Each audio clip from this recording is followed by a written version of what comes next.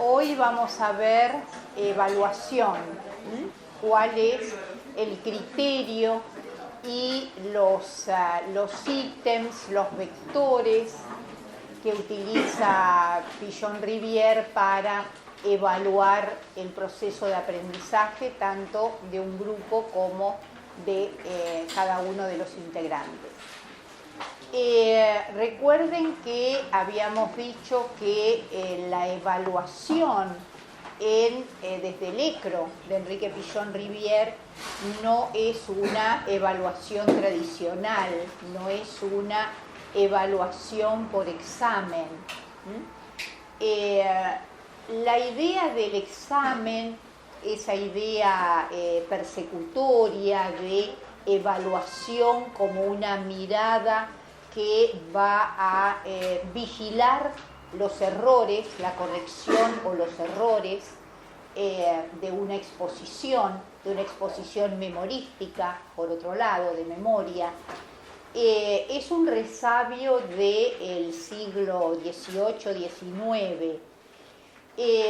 Ahí nosotros, para entender, digamos, esta herencia de la situación de examen como situación persecutoria, tomamos a Michel Foucault, un historiador, un pensador francés que abordó, digamos, muchas ramas del pensamiento de distintas disciplinas y que es un investigador fundamental para entender a la sociedad disciplinaria, a lo que él denominó la sociedad disciplinaria.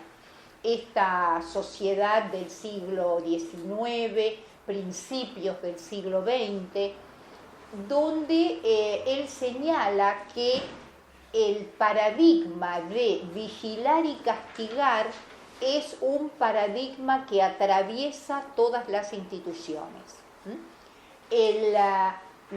Esta mirada que vigila para detectar errores, desviaciones y que por lo tanto castiga para la corrección, es algo que él percibe tanto en la familia, el imperio de la mirada desde lo familiar para corregir, para castigar, lo percibe en las instituciones educativas, el vigilar y castigar, en las instituciones religiosas, la confesión como una mirada que vigila y otorga castigo, perdón, ¿no? Penas, está en la cárcel, o sea, aparece como un paradigma transversal a toda la sociedad. La situación de examen, esta situación de ser mirado y que esa mirada evalúe algo que desde la misma experiencia del examen es una evaluación del ser. ¿En qué sentido? En el sentido de que se juega la autoestima en el examen. O sea, si uno aprueba el examen, hay una autoestima que queda mínimamente satisfecha, no sé si alegre, pero mínimamente satisfecha, como objetivo cumplido. Pero si hay un fracaso, esto tiene una profunda incidencia en la autoestima, ¿no? Hay una vivencia de fracaso personal, como si fuera una evaluación del ser, no una evaluación de un contenido. Por otro lado, es una evaluación no solamente persecutoria y en ese sentido puede promover muchas inhibiciones, sino que además es una evaluación parcial, es una evaluación abstracta, es una evaluación reduccionista, ¿no? Porque reduce a lo racional, reduce a lo abstracto, se piden, digamos, revisión de conceptos, de palabras. Acá está lo que el sociólogo Pierre Bourdieu define, ¿no?, como lo característico de la subjetividad universitaria francesa, que apunta a conformar una subjetividad experta en palabras. experta en palabras, experta en esgrimas verbales, pero que pierde su referencia con la práctica, con el contexto, ¿no? O sea, tienen un grado de abstracción que en ese sentido reduce la complejidad, digamos, de la realidad que cualquier disciplina aborda y cualquier acto pedagógico implica. Entonces, la evaluación para Pichon-Rivière es la evaluación de toda la complejidad del acto pedagógico, es desplegar todos los elementos que se ponen en juego en cualquier situación de aprendizaje.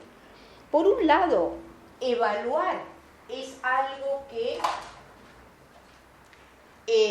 no es abstracto, ¿no? Sino que la evaluación tiene que ver con los propósitos de esa formación, los objetivos de esa formación, la filosofía de esa formación, la ideología de esa formación. O sea, hay un sustento, una coherencia, digamos, entre cómo se evalúa y estos elementos, digamos, más trascendentes, ¿no? O más en el horizonte de aquello que se quiere lograr. Podríamos hacer un gráfico, ¿no? Donde acá hay un punto de partida. El punto de partida, cuando ustedes ingresan a la carrera, es un punto de partida que tiene que ver con una motivación, con un impulso a saber qué es esto de la psicología social, a descubrir, a ampliar este saber, a complejizar este saber acerca de la psicología social, y hay un punto de llegada. Este punto de llegada, como les decía, tiene que ver con una determinada ideología, tiene que ver con una determinada filosofía, tiene que ver con determinados principios formativos que son inherentes a aquello que se desea transmitir y formar. Específicamente, el punto de llegada es un profesional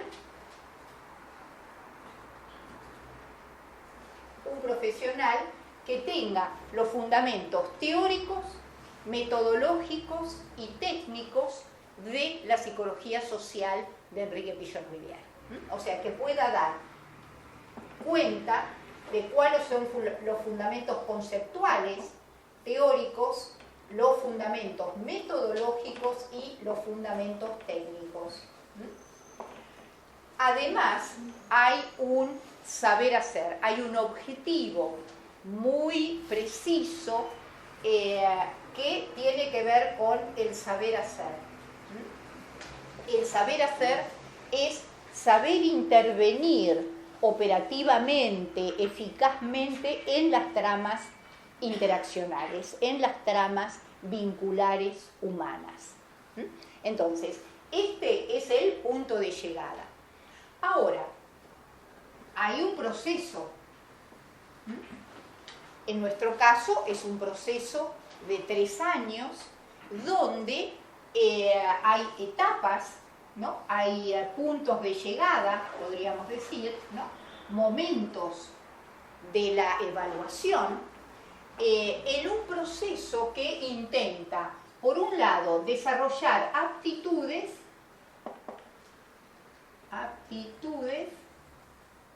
y desarrollar también actitudes.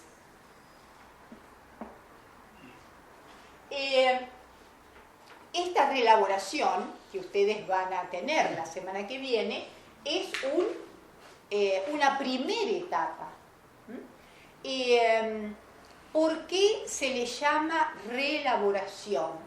Porque ustedes han ido procesando toda una serie de conceptos, articulaciones teóricas, definiciones, fundamentos filosóficos, fundamentos epistemológicos, y lo han ido elaborando, procesando de manera puntual.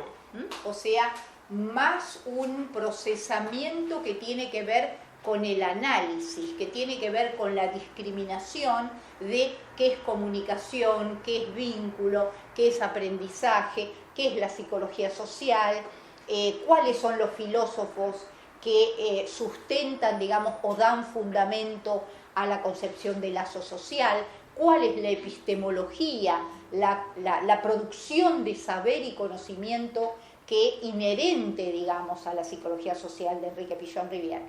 Pero lo han ido abordando clase tras clase, reunión tras reunión. El momento de la reelaboración es un momento articulador, es un momento donde se pide un estudio, ¿no? un repaso, si ustedes quieren, una revisión, ¿no? De lo que han estado viendo hasta ahora para establecer posibilidades de síntesis, para posibilitar nexos, articulaciones, pero ese momento de reelaboración no es un momento memorístico, es una puesta a prueba de esos conceptos en una producción grupal, en una producción conjunta. Exige una producción individual, porque si uno no aporta desde la heterogeneidad, obviamente no hay producción social tampoco. Pero es otro momento productivo donde inclusive se esperan articulaciones novedosas, nexos novedosos, digamos, no solamente aquellos que se puedan hacer a nivel conceptual o a nivel abstracto. El momento de la reelaboración, entonces, cumple con una dimensión. Pillon-Rivière dice que todo aprendizaje tiene un momento de una lógica más de dispersión, que es el momento del análisis, es el momento del procesamiento de cada concepto, o de cada problema, cada digamos, recorte que problematiza ese concepto, pero que hay un momento que tiene que ver con la integración. O sea, hay una dialéctica de dispersión, análisis e integración, de dispersión, análisis e integración. El momento de reelaboración es ese momento de integración, pero de integración novedosa, no es una integración que repite nexos ya establecidos, sino que algunos pueden ser ya establecidos y otros pueden ser novedosos. De hecho, siempre hay nexos novedosos o hay integraciones que son inéditos. Entonces, este es un primer momento, digamos, donde es como un alto en el camino, ¿no? Donde se puede, digamos, visualizar o se espera que uno sea lo más consciente posible de cuál es el bagaje conceptual que tiene y cuáles son los elementos, digamos, aptitudinales que se han ido adquiriendo. Cuando digo aptitudinales, es porque se espera cierta transformación del esquema referencial. O sea, este proceso de aprendizaje con grupo operativo aspira a desarrollar aptitudes. El grupo operativo es lo que permite encarnar al ECRO de Enrique Pillon-Rivière. Recuerden que la situación de aprendizaje en el grupo operativo es de ser en el saber, o sea que hay un compromiso de la subjetividad en ese proceso de aprendizaje. Lo que se espera es que se comprometan tanto las estructuras cognitivas, ¿no? los saberes previos, aquello que uno piensa, aquello que uno es capaz de reflexionar, de aportar desde lo racional, lo cognitivo, también las estructuras afectivas, como lo esperable es que se amplíe la sensibilidad hacia ciertos datos de la realidad que antes podían pasar desapercibidos. En ese sentido, hay cambios subjetivos que afectan esta capacidad de ser sensible al registro de ciertos datos de la realidad que estaban naturalizados, digamos. O sea, una de las grandes problemáticas de la alienación humana es que cuando uno nace, ya el mundo ha sido producido socialmente, ha sido producido por otros, con lo cual uno lo recibe como naturalmente, el mundo es así. El hecho de introducir ciertos conceptos, ciertas palabras, ciertas discriminaciones, ciertos recortes, que es el gran aporte de la teoría, hace que uno desnaturalice eso, uno descubre algo que no recortaba o no distinguía. El saboteador. un sabotaje sonoro. A ver si pueden cerrar ahí la ventana. No sé si va a aliviar mucho, pero algo.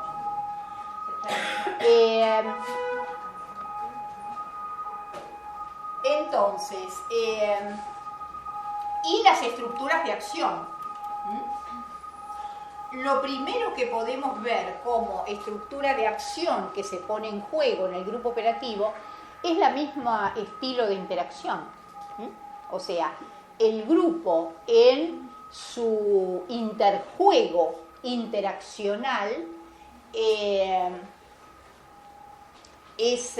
desarrolla, digamos, distintos tipos de relaciones.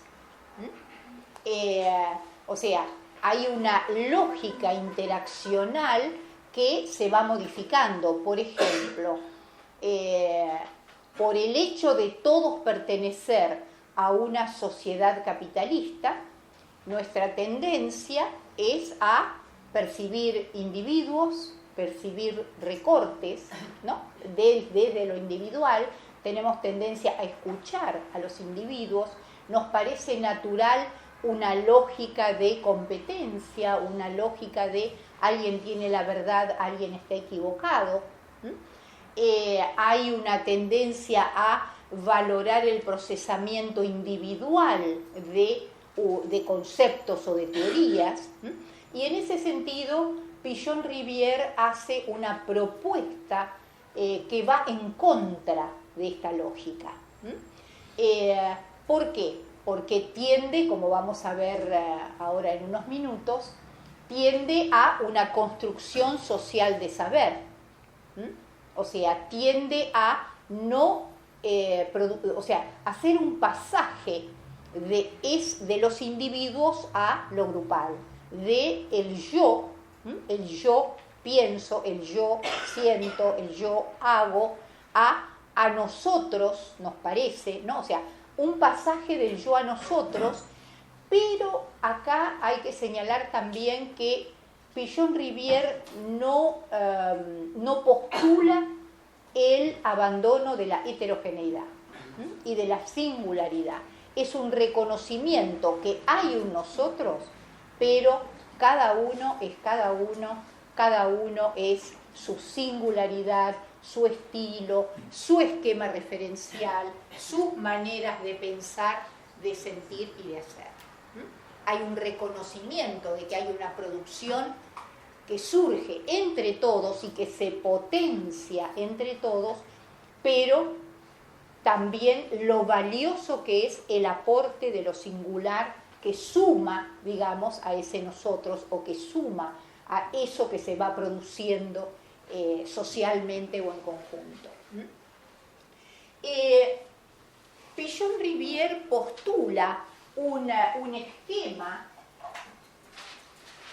O sea, a partir de la experiencia con muchos tipos de grupos, Pichon-Rivière propone una suerte de esquema, un relevamiento de ciertos universales que permiten, digamos, ir acompañando o ir visualizando y evaluando el proceso grupal. Él le va a llamar a este esquema el cono invertido.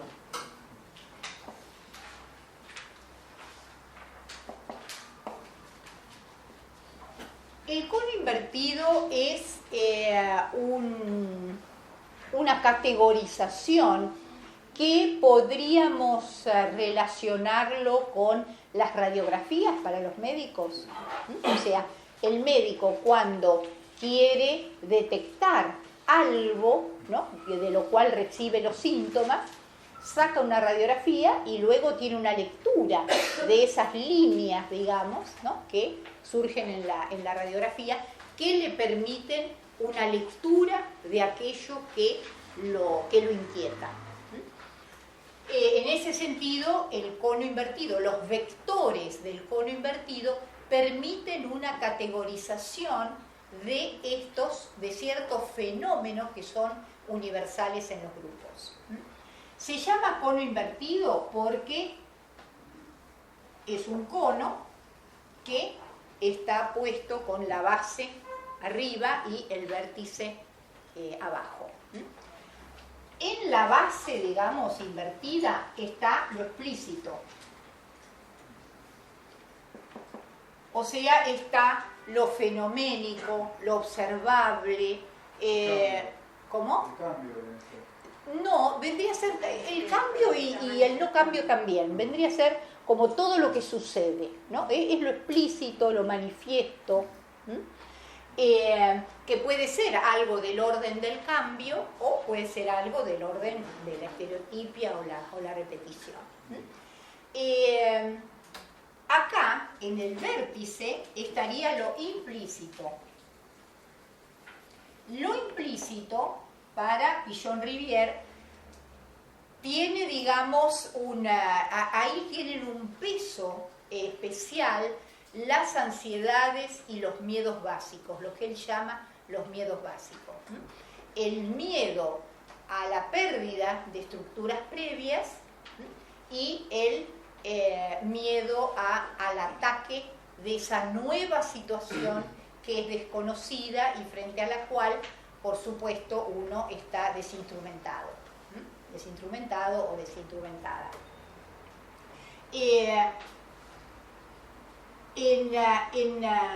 En este cono invertido, él va a señalar vectores.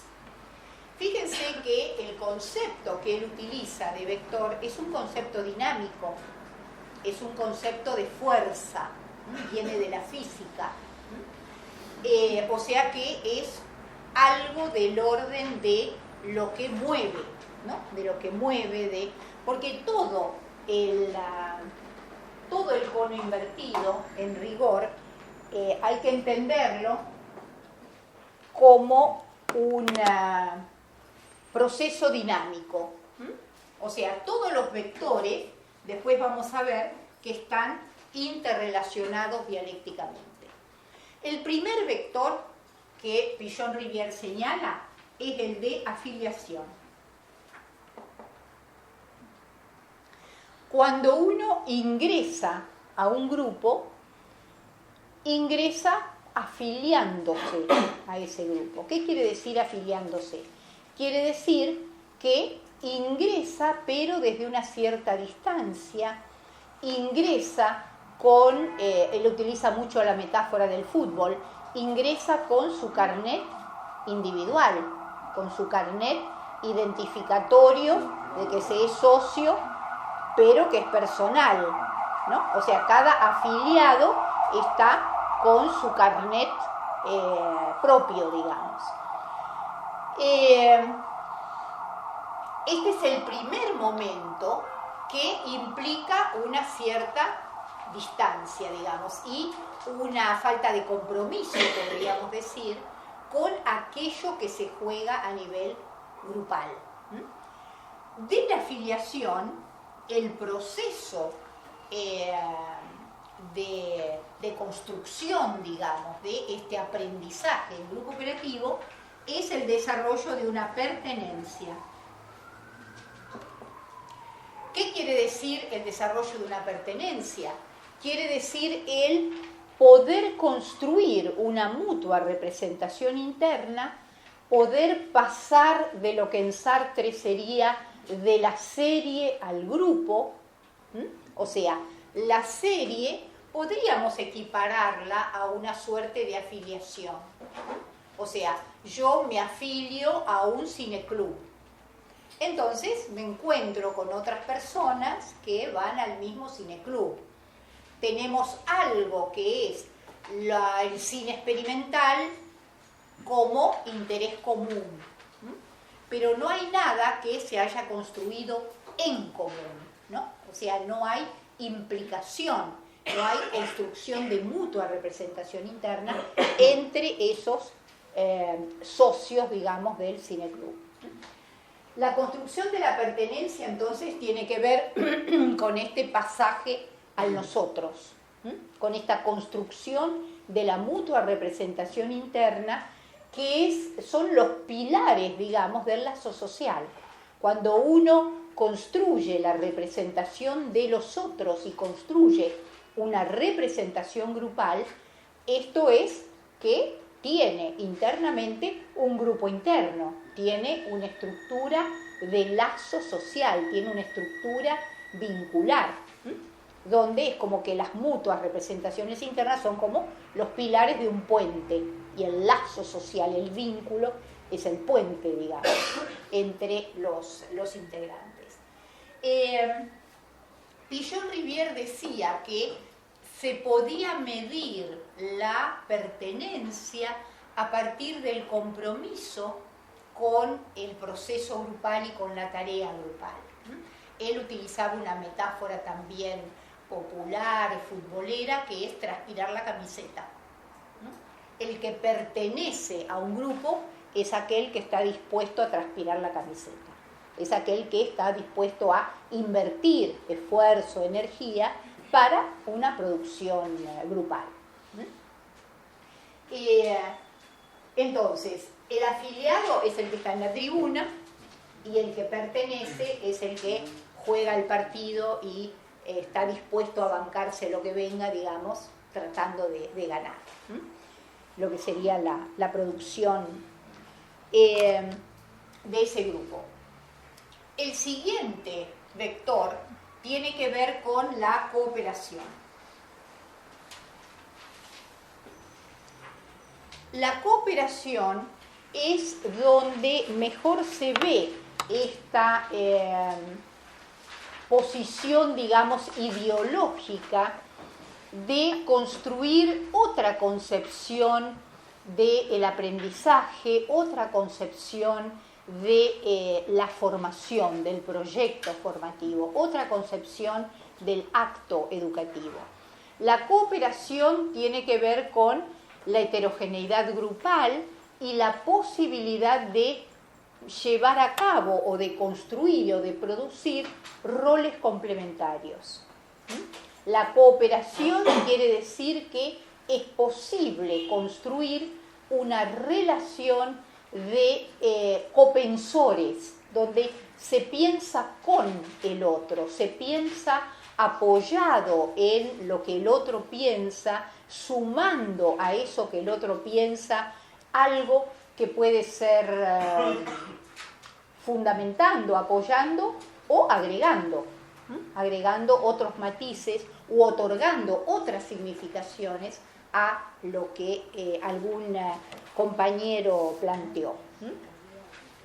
O sea que la cooperación es lo que construye en una vía diferente y en un posicionamiento vincular diferente a la sociedad capitalista. La sociedad capitalista fomenta ¿Cómo? Produce competencia. Exactamente, es un estilo vincular donde lo importante es que yo me discrimine, que yo, si se juega alguna diferencia, yo quede en un estatus superior, digamos, ¿no? Marcar la diferencia y tratar de ganar, tratar de estar en el estatus superior, exactamente. Eso es lo que se supone que es un ganador, ¿no? Si uno siempre queda como en un estatus inferior, tiene este mote terrible, digamos, de ser un perdedor. Que en la Argentina, ¿cómo? Segregado y excluido. Segregado y excluido, así es.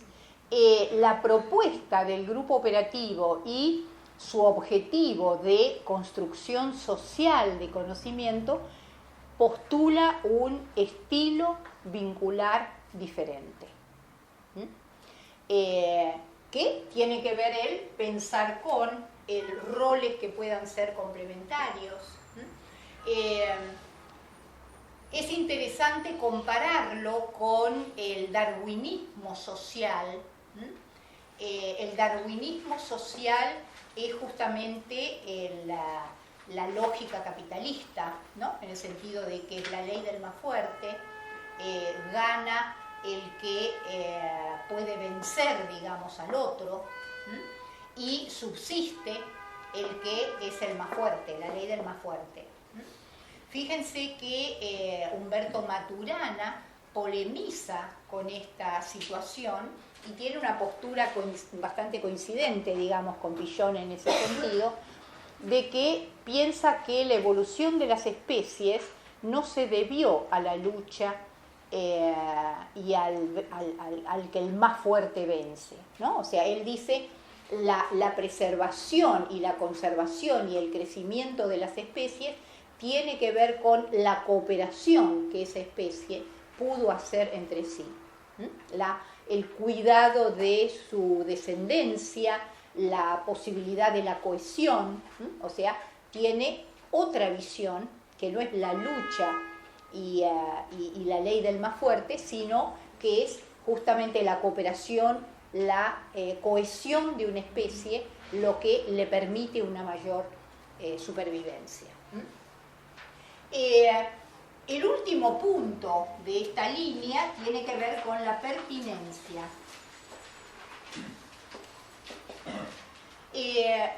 La pertinencia es la capacidad de abocarse al objetivo grupal. Todo grupo, para Pillon, tiene de manera explícita o implícita una tarea que constituye su finalidad. No hay grupos porque sí, no hay grupos que no tengan algún sentido, que no tengan algún tercero estructurante. Para Pillon-Rivière, siempre que hay un grupo que se preserva como tal, es porque cumple un objetivo, una finalidad, o está siendo sostenida por una motivación o una necesidad. La pertinencia tiene que ver entonces en la posibilidad de estar centrado en ese objetivo, esa finalidad, que de todas maneras para Pillon es un horizonte, no es una tarea que se planifique paso por paso y se cumpla paso por paso, o casillero por casillero, no es un eficientismo, digamos, ¿no?, en el cumplimiento de determinados pasos o ítems. Es un horizonte al cual se apunta, y en ese procesamiento hacia el objetivo pueden aparecer obstáculos, por lo cual la pertinencia se centra en solucionar ese obstáculo.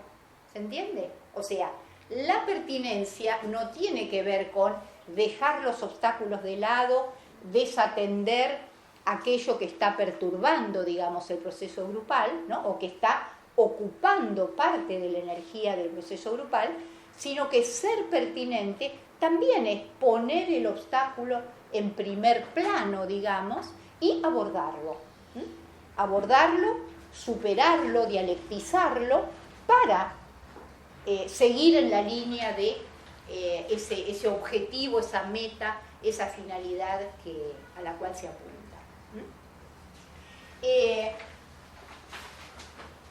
Una problemática, digamos, de la pertinencia podría ser un como si, ¿no?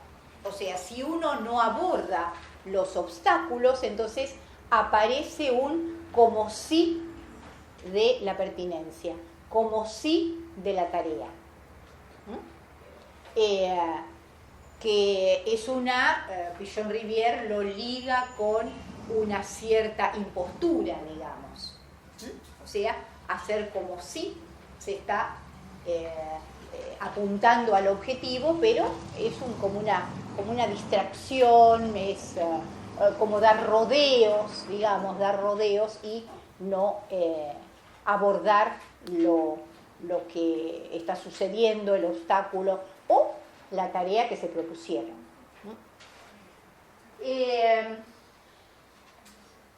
Bueno, en la otra cara, digamos, del cono invertido está la comunicación, está el aprendizaje y está el concepto de tele positiva o tele negativa. El vector comunicación, recuerden que estos vectores están íntimamente relacionados. O sea, no es que primero se da la afiliación, sino que, dada la afiliación, es posible pasar a la pertenencia porque hay comunicación, porque se produce un aprendizaje, porque se modifican las teles iniciales, ¿no? O sea, hay una dialéctica, una dinámica, digamos, entre todos estos vectores. ¿Cómo podemos, digamos, o qué importancia tiene este vector de comunicación? La importancia de la comunicación es porque para Pichon-Rivière la comunicación es como la vía regia, digamos, o la autopista por la cual circulan tanto lo manifiesto como lo latente, como los obstáculos, como los recursos, como los procesos. O sea, en el riel de la comunicación es donde es posible construir la mutua representación interna, construir la pertenencia, procesar los aprendizajes, dialectizar las teles negativas. Comunicación es lo que permite que devenga una estructura vincular.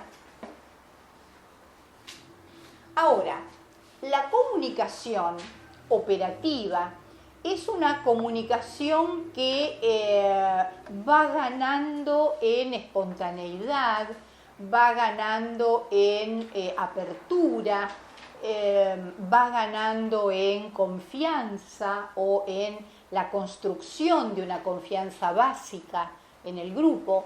O sea, para que uno sea espontáneo en aquello que explicita, tiene que haber una confianza básica, digamos, de que va a ser escuchado, que va a ser escuchado en su singularidad, en lo que tenga para aportar al grupo. Entonces, en la comunicación se produce. Recuerden que la comunicación para Pichon-Rivière es una propuesta de roles, es una escena, básicamente, ¿no? Cuando yo comunico algo, también asumo un rol, asumo un posicionamiento y coloco al otro en un rol, en un posicionamiento. O sea, hay una escena comunicativa, hay un acto comunicativo, donde hay información, hay contenido, pero también hay posicionamientos en ese vínculo que uno propone al otro. Pichon-Rivière señala no solo la comunicación, sino también la metacomunicación. La metacomunicación es el cómo se dice.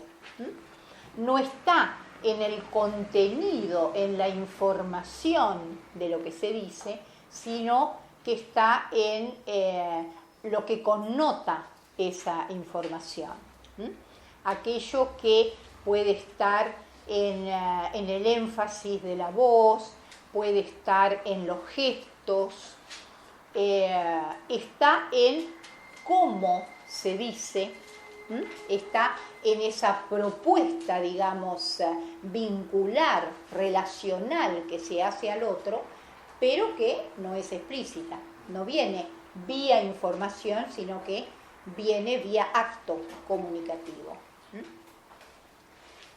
La comunicación, recuerden que para Pichon el emisor emite un mensaje que está codificado desde su esquema referencial y va a ser recibido por el otro desde su esquema referencial. Por eso él dice, el mensaje se traduce, ¿no? Hay una traducción de ese mensaje, por lo cual el circuito comunicacional tiene, digamos, ruidos que podríamos decir son comunes o son habituales, ¿no? Como por ejemplo los malos entendidos, los sobreentendidos, los sobreentendidos que producen malos entendidos, como uno sobreentiende qué es lo que el otro piensa o va a hacer o lo que fuere, actúa y eso mismo genera un malentendido. Se va a llevar una decodificación al receptor. Va a haber una codificación y el receptor lleva una década. Lo que interpreta, no llega realmente lo que es.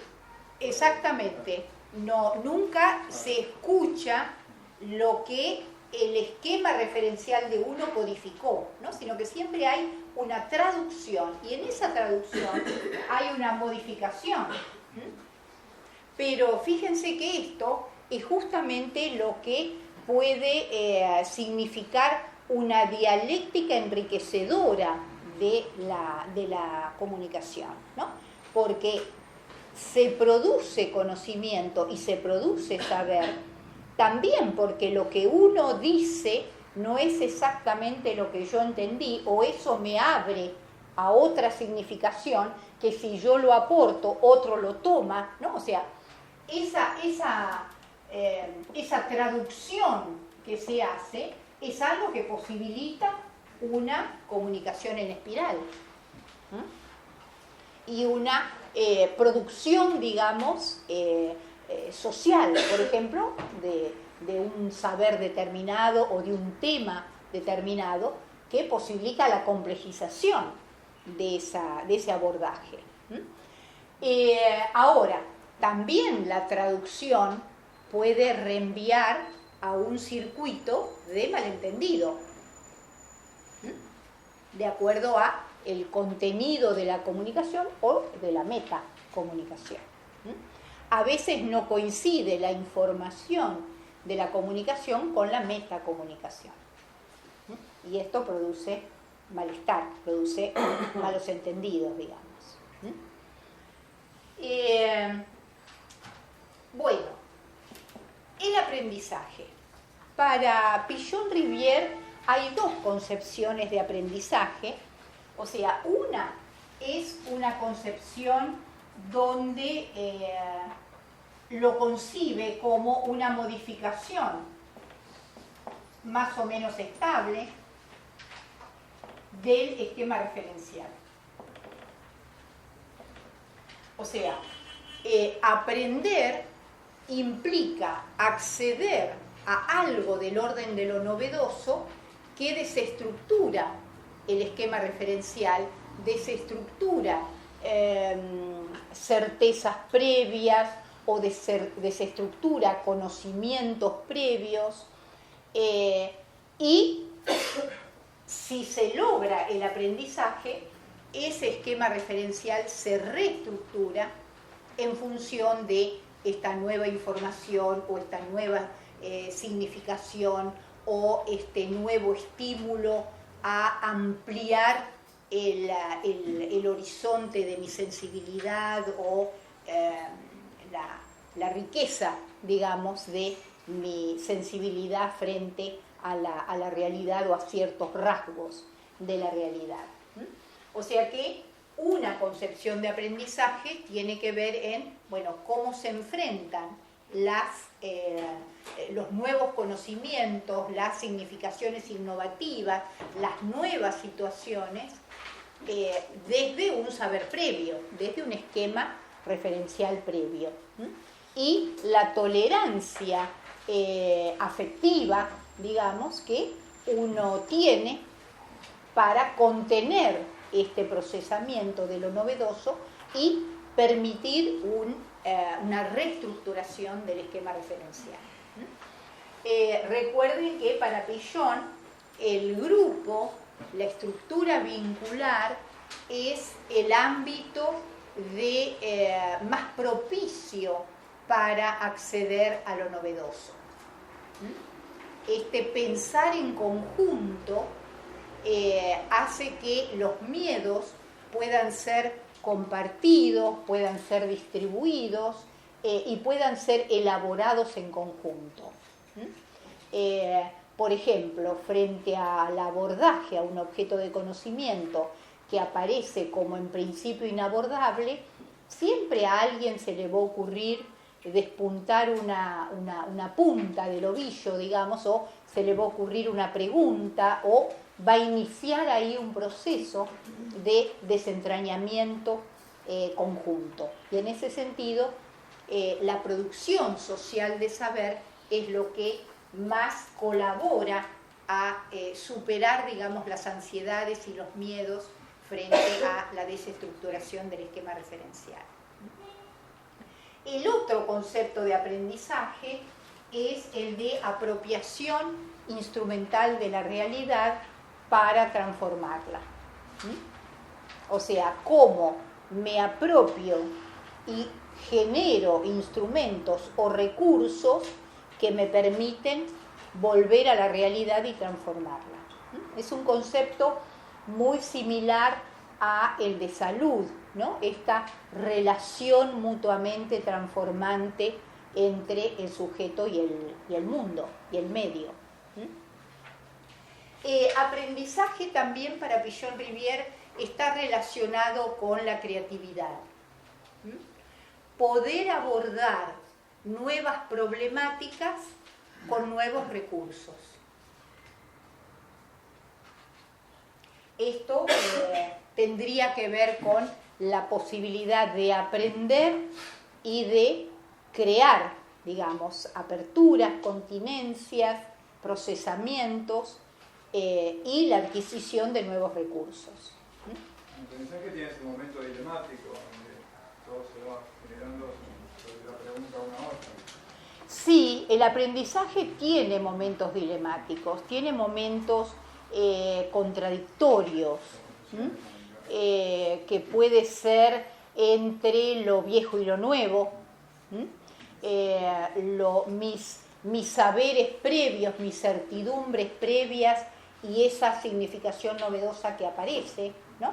Esto puede quedar en determinado momento en una relación dilemática, pero ahí nuevamente es el grupo el que permite que surjan posicionamientos intermediarios que dialecticen la situación, porque no todos van a percibir esa misma oposición, van a percibir contradicciones diferentes u oposiciones diferentes o situaciones dilemáticas o contradictorias diferentes, y esta misma diferencia de significación de la misma problemática es lo que dialectiza ese proceso, es lo que motoriza, digamos, a que pueda desentrañarse y pueda elaborarse simultáneamente estas ansiedades, ¿no? Frente a lo nuevo, frente a eso que aparece como difícil de abordar o difícil de desentrañar. Bueno, El último concepto tiene que ver con el concepto de telé. El concepto de telé es un concepto que Pillon-Rivière toma de Jacobo Moreno, del psicodrama, del creador del psicodrama. Para Jacobo Moreno, la telé, ustedes saben que telé quiere decir distancia. Televisión es visión a distancia. Entonces, es lo que se percibe, ¿no?, a distancia, a primera vista, a primer encuentro, como la conexión positiva o negativa de desarrollar una tarea con alguien. La posibilidad de encuentro o desencuentro para realizar una tarea.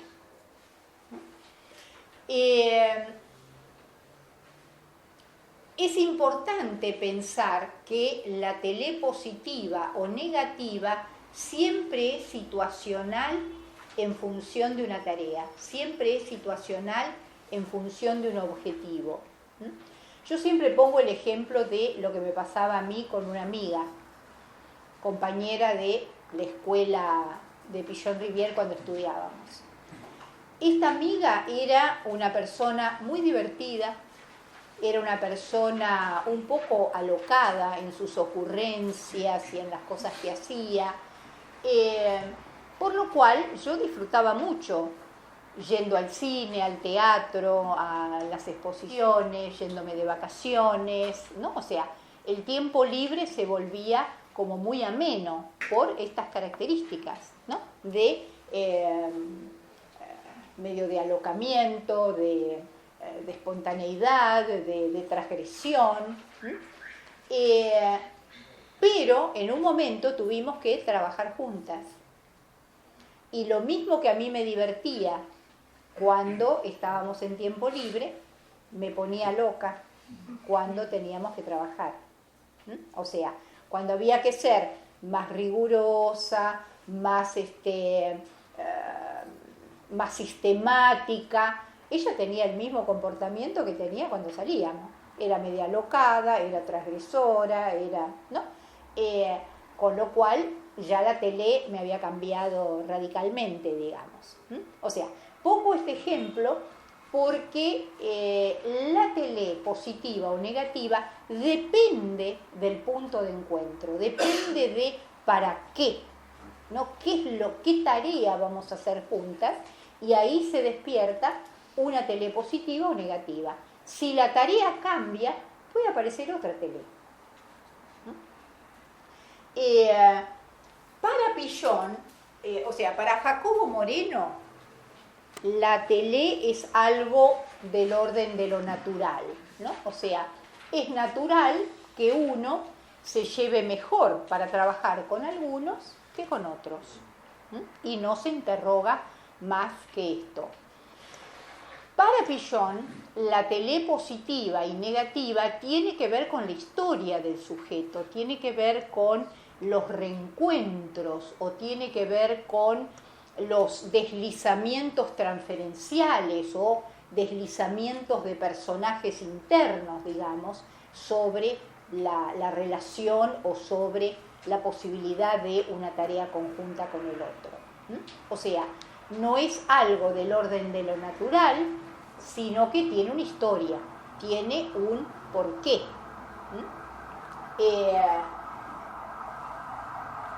Yo hoy les contaba que yo estuve en un seminario que dio Cerca Moreno. Cerca Moreno era la mujer de Jacobo Moreno, y ella estaba en un escenario, ¿no? Y después de su clase magistral proponía una escena, proponía que alguien pasara al escenario, ofreciera una escena y mostrara entonces su técnica psicodramática a partir de la escena de la persona que se había propuesto. Entonces ella preguntaba quién quería pasar a escena y varios valientes levantaban la mano, digamos, en el auditorio, y entonces ella recorría el escenario y miraba a los que habían levantado la mano, ¿no? los miraba y de repente decía, pasa vos. O sea, ella los elegía por tele, ¿no? Y pasaba al escenario y se producía, digamos, a ella le funcionaba de maravillas, ¿no? Porque luego había muchísima complementación entre la escena y lo que ella potenciaba, digamos, o mostraba a partir de esa escena. Pero para Pillon, las telés no necesariamente son naturales ni necesariamente son inamovibles. O sea, para Pillon-Rivière, las telés también pueden modificarse. Una primer telé negativa que uno tiene con alguien puede transformarse luego en una telé positiva. Un ejemplo podría ser cuando el grupo recién empieza, es el momento más transferencial, digamos, del grupo, ¿no? Porque como uno lo único que cuenta es con la propia experiencia, uno llega a ese grupo nuevo y entonces tiende a significar y a dar sentido a los distintos rasgos de los integrantes de acuerdo a los personajes internos que tenga su mundo interno, de acuerdo a su grupo interno. O sea, en ese sentido se considera que hay como un deslizamiento del grupo interno sobre el grupo externo. Acá se puede producir una primer cosificación de algunos integrantes. ¿Qué quiere decir cosificación? Que se toma un rasgo como totalidad de ese integrante. Se lo cosifica porque se toma un rasgo y se lo percibe como el rasgo que caracteriza a esa persona. La experiencia grupal, el procesamiento grupal, es lo que da posibilidad de que aparezcan otras facetas, otros rasgos de ese integrante que para Sartre le otorgan humanidad. O sea, uno puede, a partir de la experiencia y de la percepción de los distintos rasgos del otro, y no ese rasgo único que relevó en la primera reunión, y puede acceder a la humanidad del otro, o sea, a la complejidad de ese ser humano. Entonces, la telé, en principio negativa, puede transformarse luego en una telé positiva. De hecho, hay muchas historias de parejas que empezaron con una pelea furibunda, ¿no? O sea, en un primer encuentro hay una discusión, una pelea, un enfrentamiento y después hay un enamoramiento.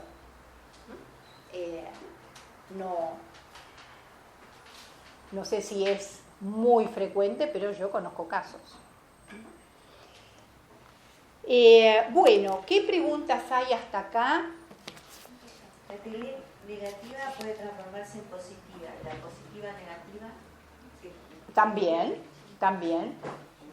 O sea, uno conoce a una persona, le parece encantadora, etcétera, etcétera, y después aparecen otros rasgos de esa persona que producen rechazo, digamos. Digo, el ejemplo de tu amiga. Claro. En un momento fue positivo porque al final Natalia no se escribió. No. Sí, puede aparecer una persona encantadora, una persona seductora, ¿no? Afable, pero luego, cuando uno conoce otros rasgos, ¿no? Ya ahí no aparece esta posibilidad de encantamiento, digamos, o de atracción.